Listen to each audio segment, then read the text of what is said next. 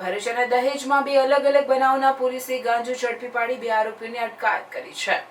પ્રથમ બનાવમાં ભરૂચ શહેરના જૂની સિવિલ પાસે આવેલ ખોડિયાર માતા મંદિર પાસે રહેતા એક શખ્સને ભરૂચ બી ડિવિઝન પોલીસની ટીમે ગાંજાના જથ્થા સાથે ઝડપી પાડ્યો હતો। ભરૂચ શહેરની જૂની સિવિલ પાસે આવેલા ખોડિયાર માતાના મંદિર પાસે રહેતો રફીક આઝાદ અલી દિવાન તેના ઘરે ગાંજાનો વેપલો કરે છે તેવી બાતમી ભરૂચ બી ડિવિઝન પોલીસને મળતા ટીમે તેના ઘરે દરોડો પાડ્યો હતો। ટીમે તેના ઘરમાં તપાસ કરવા સાથે તેનું ચેકિંગ કરતા તેના ખિસ્સામાંથી કુલ 28.6 ગ્રામ જેટલો ગાંજો ભરેલી 2 થેલીઓ મળી આવી હતી। ટીમે તેની સઘન તપાસ કરતા તેણે કબૂલ્યું કે શહેરના બરકતવાડ વિસ્તારમાં રહેતા અલ્તાફ ઉર્ફે ખપે શેખ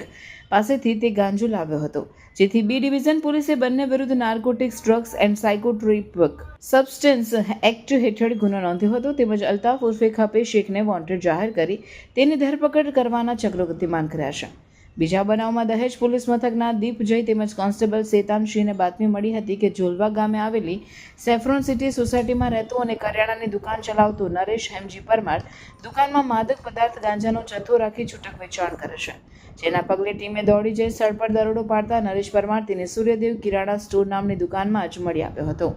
ટીમે તેની દુકાનમાં તપાસ કરતા કુલ 951 ગ્રામ એટલે કે કુલ 10,000ની મત્તાનો ગાંજો મળી આવ્યો હતો। ટીમે તેને ગાંજા બાબતે પૂછતા જણાવ્યું કે દુકાનનો માલિક સુરેશપુરી દેવપુરી ગોસ્વામી હાલ રહેવાસી સેફ્રોન સિટી મૂળ રહેવાસી પાલી રાજસ્થાન તેને ગાંજાનો જથ્થો આપી જતો હતો,